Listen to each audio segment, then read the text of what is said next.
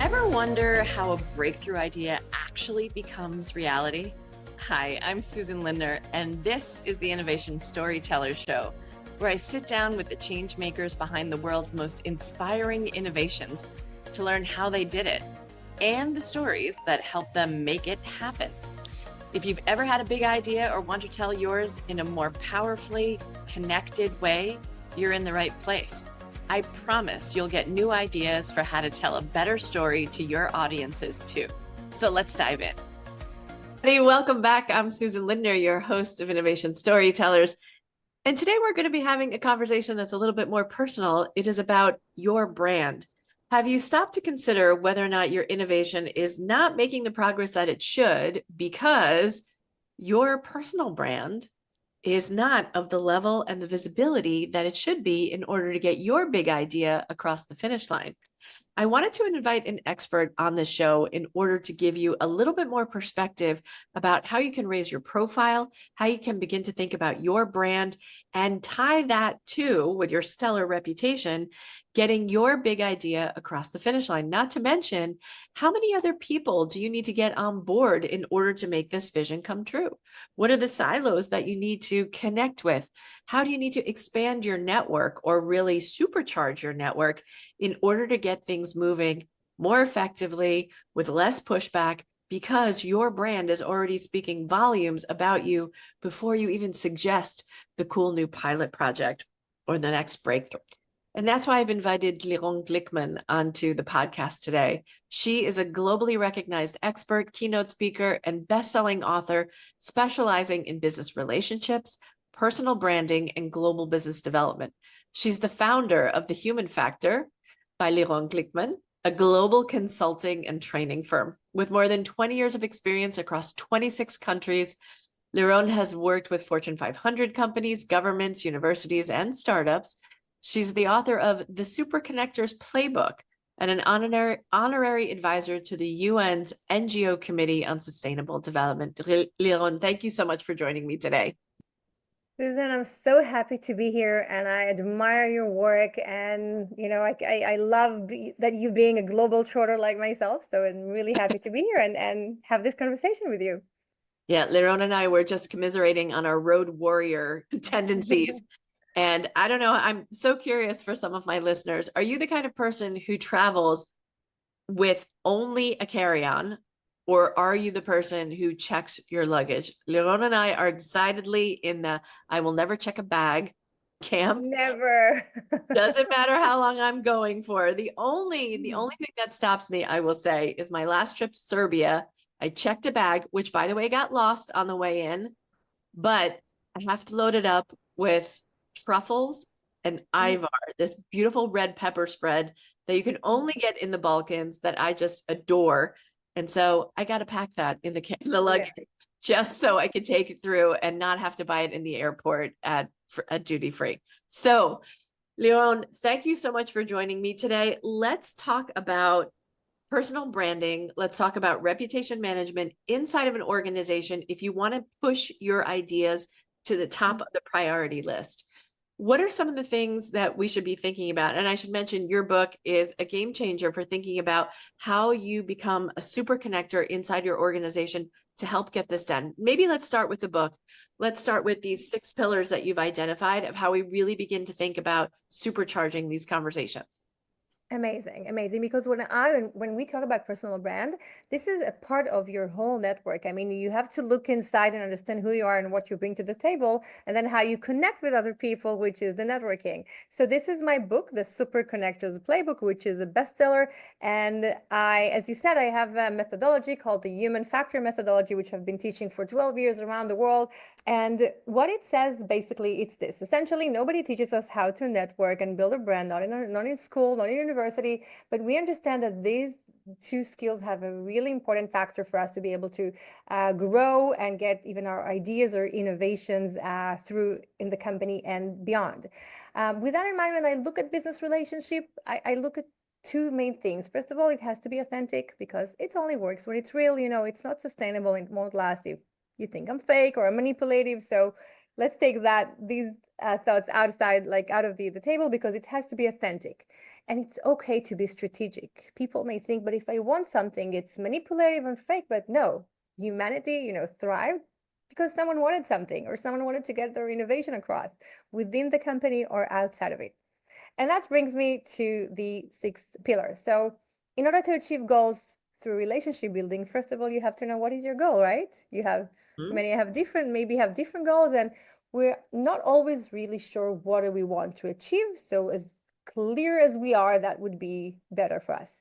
The second pillar, which I find always very interesting, is the same as we have business plans and marketing plans. Why shouldn't we have a people plan? A plan Mm. of the people that we want to get to know or that we already know and within our network that can help us achieve the goal. So many times we are unaware that we know so many people that can already help us. There is actually biology. Our brain can remember, they say either 150 people at a given time or about 300, 400 people, but we have a limitation. We can't remember everyone we know. So we need to plan the people, understand who we know and where are the people we want to get to know. For example, a manager in another site that we know of Uh-huh. him, but we want to get to know them because they could be our sponsor for an idea. So a goal, people plan. Then about a brand, we want to make sure that our brand will work for us and support in those relationships that we build. Then it's about connecting. Again, I'll take this manager, that how do I connect with him without having my manager, feeling that maybe I breached him or did something wrong. So how can I make those connections authentically and in the right way? How to maintain relationships and be there or around them, and then how to leverage for results. So these are the 6 pillars. So can we just take these, as an example? What I hear from my Yeah. listeners on a regular basis is that I have this great idea for a pilot. The pilot has been kind of greenlit by my innovation team. I now need to reach out to the engineering team who's already Mhm. working on 100% capacity and say, we need your help in building this pilot.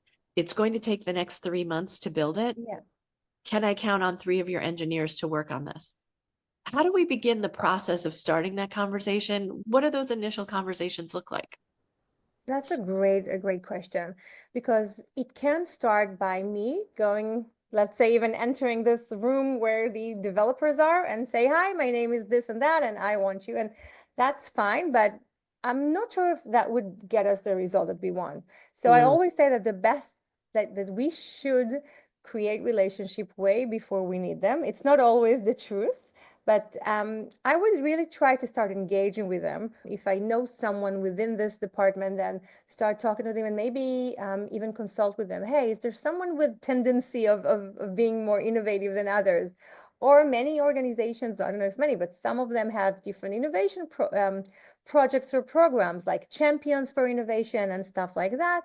And maybe I should try to essentially approach the person that most likely be accepting my view of innovation, even if he's not the relevant person. So I will try to get them to connect me to their colleagues. For once, they have a stronger relationship. So if we approach someone through a mutual friend, it increases the probability that they will either help us or at least give us really good support if they won't join us.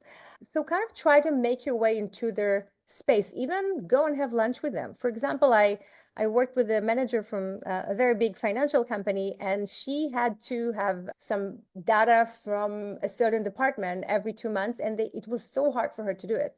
So I asked her, instead of always approaching them for business, try to approach them for leisure, like get like a cake and go and offer them, say hi during lunchtime, and start to engage with them on a personal level.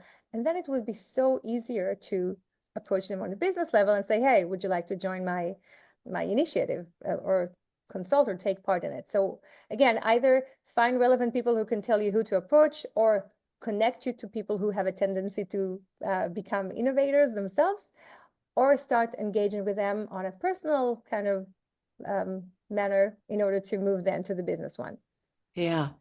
And, those like little steps really matter. But Yeah. when pushed, thinking about creative problem solving together, is that part of, like adding that criteria as part of your personal brand?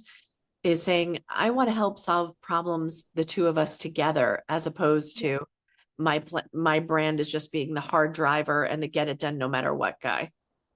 So I believe that one of the most amazing things inside a corporate, rather than, me as a sole founder out there, going out there in the world, is that there is a mutual goal. And even if you don't know someone from another, office or site, you both share the mutual goal of making sure the organization, provides a very good product or sell or becoming more productive. So you can always approach anyone in the company and discuss with them on your mutual goal, and harness them by that. Hey, don't you want to become a better or do your job better, or maybe create a really good solution for the company that we can both take pride in it and will help so many people beyond us. So there is always this. But you were also mentioning about the brand. So if I have a brand, I mean, and the brand is about how do I want people to see me, and how do I express it? And maybe it's worth also, diving into that. But on a general level, if I build a brand of someone who's an innovative, or, as you said, problem solver, or someone that is very innovative and fun to work with, then it might be easier for me to harness people that I don't even know, because they Mhm. already heard about me. Yeah. So, what's the best way of communicating your brand through an organization when you're a longtime employee of that big behemoth 40,000 person company?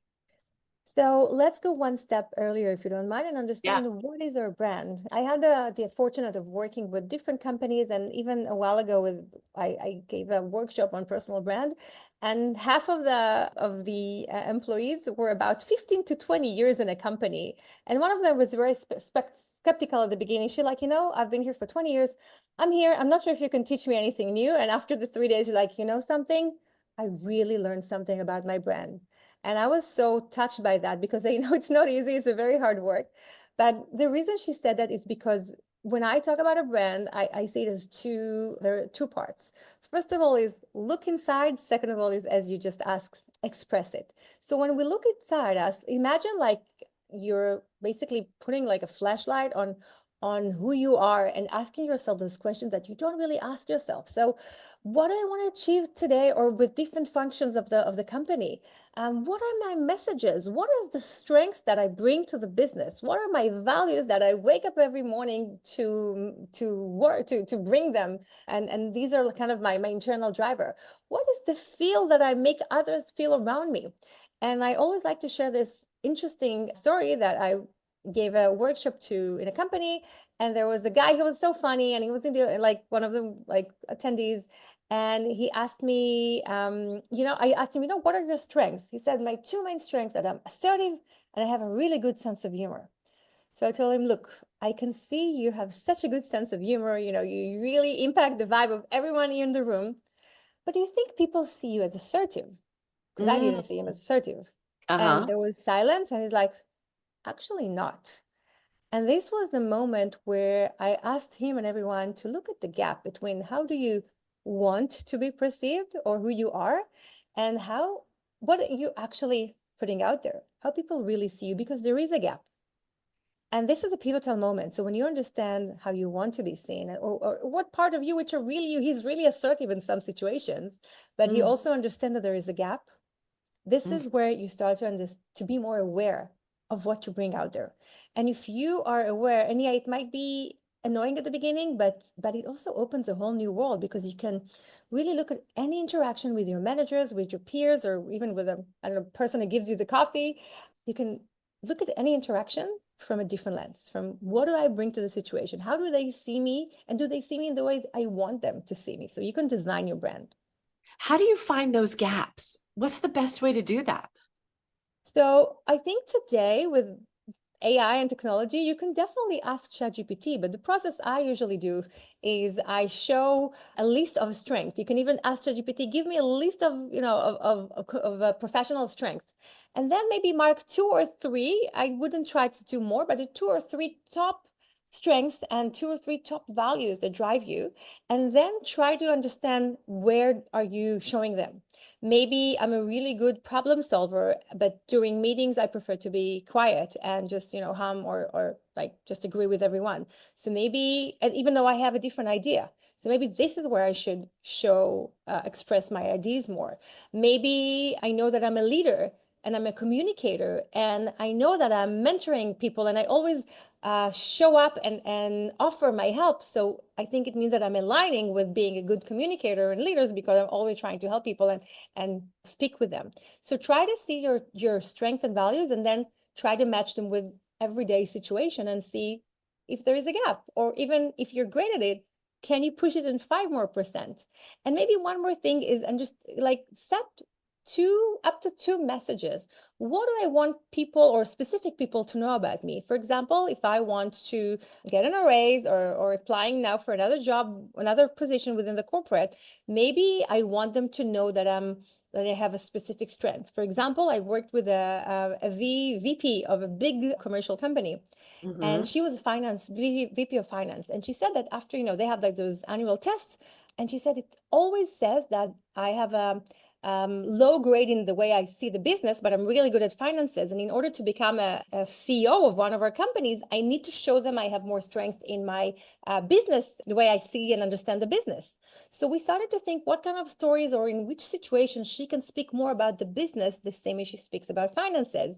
So she started changing the conversation and adding Mm, more data and a bigger view of how she sees the business and the finances.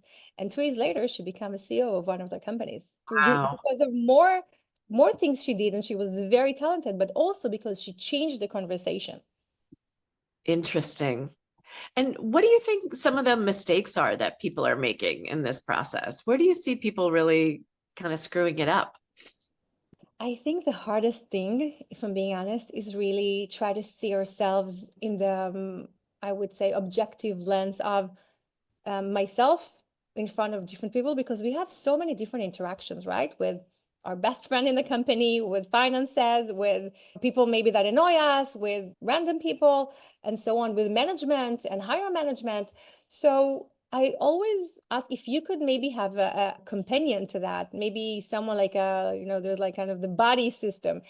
Maybe Mm, you would give another person your kind of review, and they could review you as well, and try to keep each other accountable for how you show up. And maybe even have your own, kind of log, and say, okay, this in the last meeting, I did this really well, but I should have say more about that. So really try to see what can you improve in a measured way that could help you show your strengths and share those messages that you want better. Because yeah. that's, I think, I mean, again, to see ourselves, it's hard, is the hardest thing. Yeah. We often say here, you can't read the label from inside the jar. Exactly. And, this is not a problem that just occurs in corporates.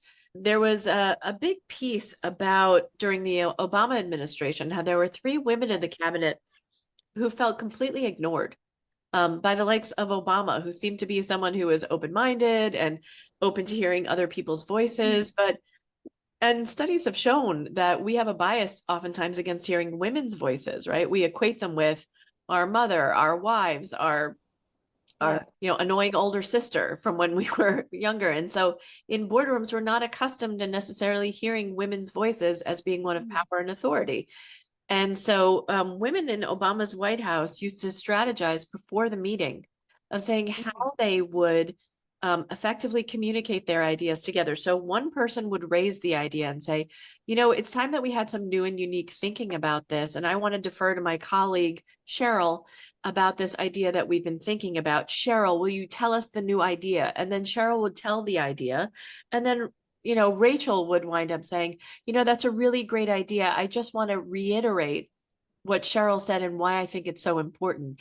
And so they would have this three-layered system of communicating inside of cabinet meetings to make sure their voices were heard and so that someone else wouldn't claim their idea as their own. Which Mm. happens a lot in Right. boardrooms. And so part of it is also a scariness about like, is my idea being taken by someone else? Is my brand right, being tamped down by someone else who says like, yeah, I had that idea last week. Let me tell you what I was thinking. And you're like, oh, I just put together this huge PowerPoint. My Excel sheet is sparkling perfect. And now this guy, how do we help to maintain our brand identity in a place where there's lots of competing voices? That's such a good point. Well, first of all, it's really about understanding. I mean, I have my own brand, but I also have a company brand. And I even, I look at it like different circles. Like I have my brand, then I have my brand within my team, then I have my brand within my department, and then I have my brand within my company, and then my brand within, the outside world. And my team has a brand. My department, whether if I'm marketing or engineering, we also have a brand, right? So we need to understand that we are brands in a branded world, I would say. Uh-huh. So there should be, I mean, some kind of understanding what is mine and what actually brands me and supports me, and when to differ between me to we.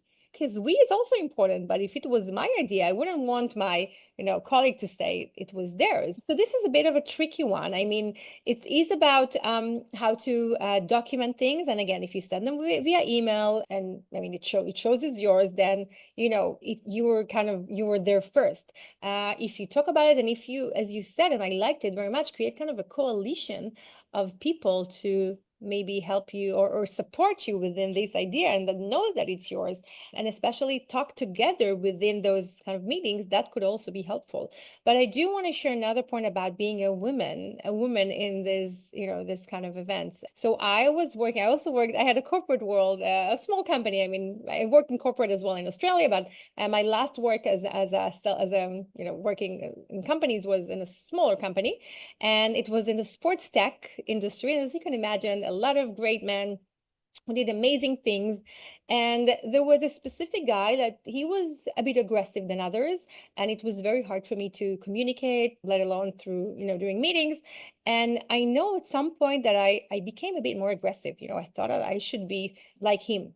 And I really couldn't even look at myself in the mirror, because I'm like, this is not me. I'm not aggressive, but I do have to show some assertiveness that maybe I'm less comfortable with, but that's what I need to do. So I did try to create a coalition with the other men that I was more, friendly with, and kind of make sure that people will support me and I could support them in this uncomfortable situation where someone has been more aggressive or cutting me off or so on.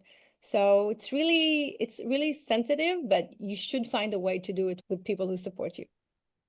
So Yeah. these other pillars, Lirone, if we're thinking about Yeah. taking our brand to a different level, and I'm thinking about our innovation community and how they really Yeah. begin to step up their brand, what do you recommend for someone who maybe, at a product manager level and Mm. someone who's really looking to kind of get that next, the next level of product up to speed?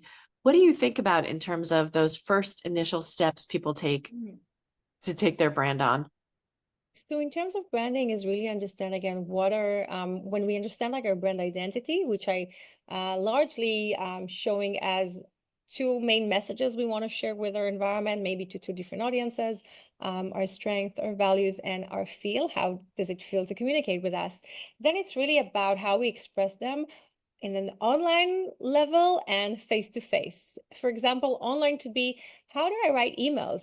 Do I express the strength or values or what's important for me through the emails? Even title could show something about what's important for me. Like for example, if I'm using word as collaboration, or I don't know, solution to a problem, if I'm a problem solver. So really try to see how you communicate that through your online communication. And Uh-huh. also when you meet with people, as I mentioned, if you're a leader, then think how you can even 5% more help people or support people around you. If innovation is important for you, then raise some ideas of innovative ideas, or offer different systems you can bring in. So make sure to leave those messages and strength that you want to share with your environment. And again, one of the companies there was a woman that she was like an Excel expert, and everyone knew, and even on her emails, she used to say, if you need any help with Excel, just reach out to me. So that's how she built a brand, because the brand is the messages we share consistently. And then she created her own unique value proposition, as she was the Excel woman, for example. So you Huh. can also do that as a person, even doesn't have to be a part of work. If you need to, I don't know, a ride to whatever station or whatever town, or I am your person, or I'm here for any, parenting advice, or so that could be something. And then people connect with you, even if you connect with you on a personal level, that could also support the business level. And maybe one more thing, there was a very interesting research by Kohler Business School of Tel Aviv University, and they took large amount of a few hundreds of corporate people, and realize that if you have both instrumental and emotional relationship at work, meaning someone that you work with them very well, but you also feel comfortable to open up with them and share your feelings, you actually prolong your life in about 4 years. So it's so important to have the both personal relationship with, not with everyone, with the right people, and also instrumental ones. Wow, that's fantastic. So the last piece is, as you're looking forward to the future and seeing how AI is starting to consume all of our lives, Yeah. what do you think about how people can get a handle on their brand if they were going to use an AI platform to help them just even begin to think about what their brand is inside of the company? Great, because essentially, if we're kind of zooming out for a second, your brand can really open more doors for you. It can help you stand out. It can help you get processes much easier, results much easier. Get, again, more people want to come and work with you. And I've seen it internally and even externally. I worked with this manager of a company, and we built his brand online. And then it was so easier for him to bring partners from different companies to join his organization, and obviously support the organization through that as well. So AI is an amazing tool, but you need to make sure to keep your authenticity. The main issue today is when we use it to write text, and I'll give some example in a second, we can use it to help us to write emails or so on. You have to make sure you have your own personality, your own words, and obviously it's hallucinating. So you need to make sure it sounds like you. So a few things. First of all, I use AI in order to do this brand process, as I mentioned. Also, many times I put a person's LinkedIn profile and even a few of their last posts, and even Google them, or like a Google, or ask the ChatGPT to Google them.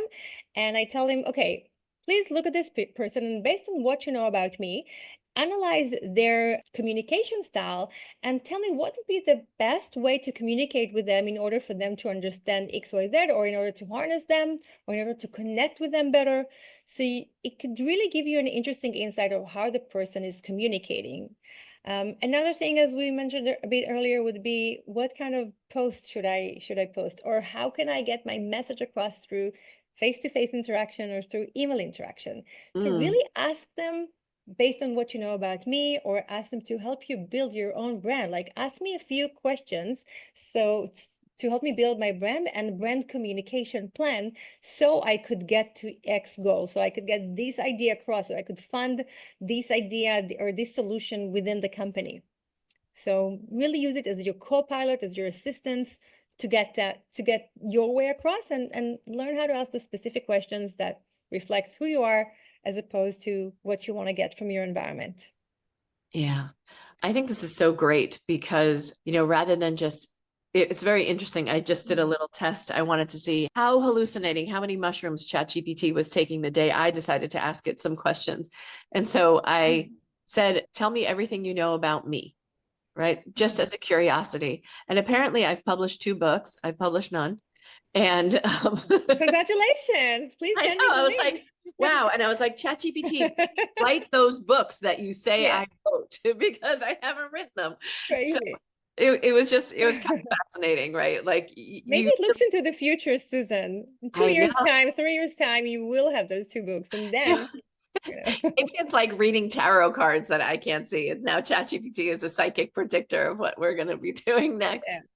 Yeah, but so I would say please proofread everything you're getting from ChatGPT. That would be super, super please. helpful.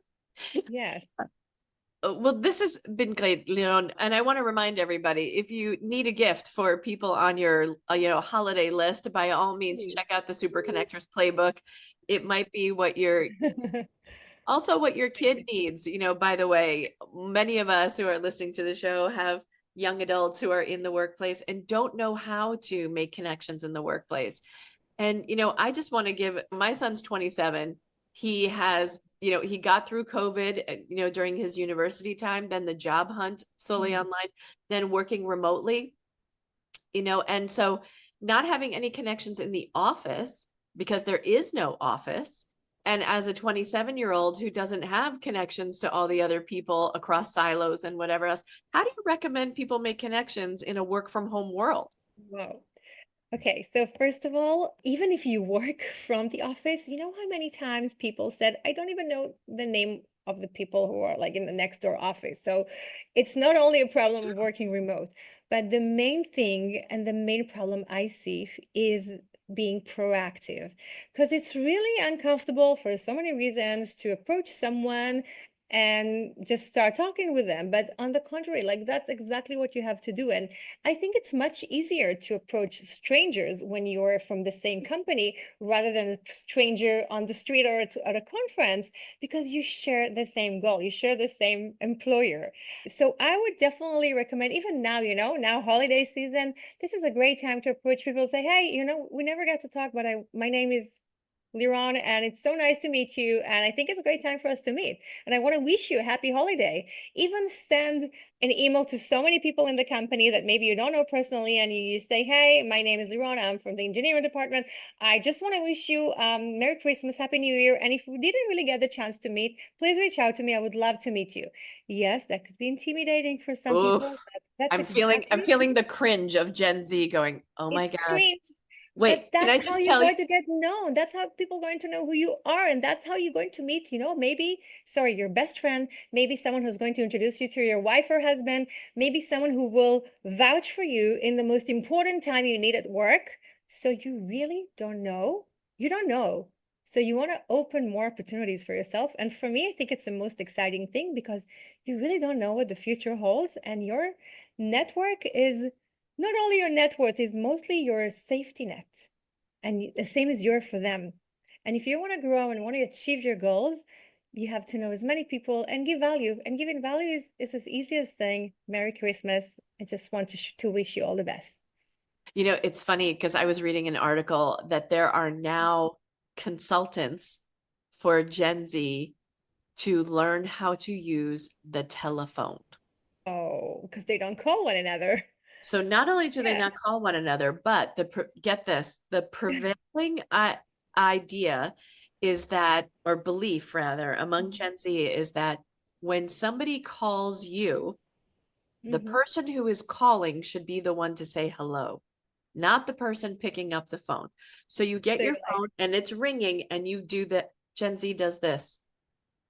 They just hold yeah. the phone to their ear and wait for the person who called them to say hello with the rationale. Well, you're the one who called. You Yeah, should what do you say want from hello. me? You should Wow. say hello, as opposed to we pick up the phone and go, Yeah, hello, who is this? Now we know who it is. But exactly. this is Crazy. really shocking, right? The whole etiquette of how Yeah. a phone call works, because people have Yeah. never had a desk phone. They never had a home phone.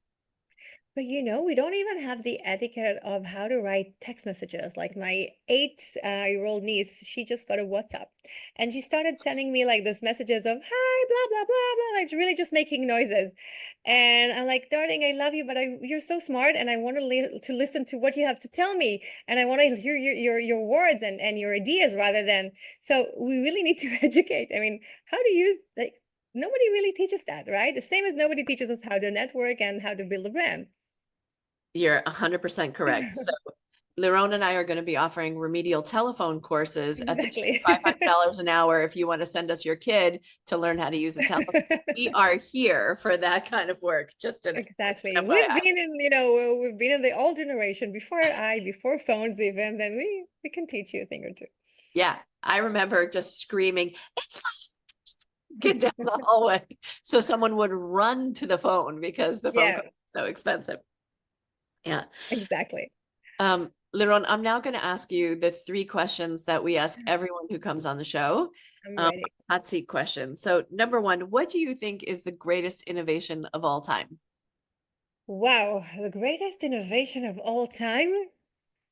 Can I say the innovative thinking? What is I that? mean, I just talked to a friend today, and I think, some people really like think maybe resourcefulness, that's what I mean. Because if you're able to think through everything, how can I make it better? How can I make it more efficient?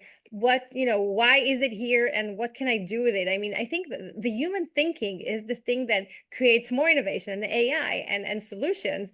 And maybe being around so many entrepreneurs, I'm always amazed, every now and again when I hear this really, really radical idea. So maybe I'll just give the human brain as for now, the number one innovation or source for innovation of all time, if that would be a satisfactory answer for you. It certainly is for all of my listeners. They're all innovative thinkers. So that is, Yeah. that is who they are. Now, if you had the chance to join any innovation team in human history, which team would you have joined?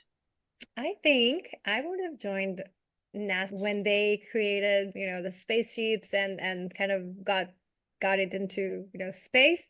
When I was a kid, my dream was to work at NASA. And I remember being in the 4th grade and we sent a snail mail to NASA and it took them like 4 months to get back to us. And I asked so many questions, how do you do it? And how do you get into the stars and so on?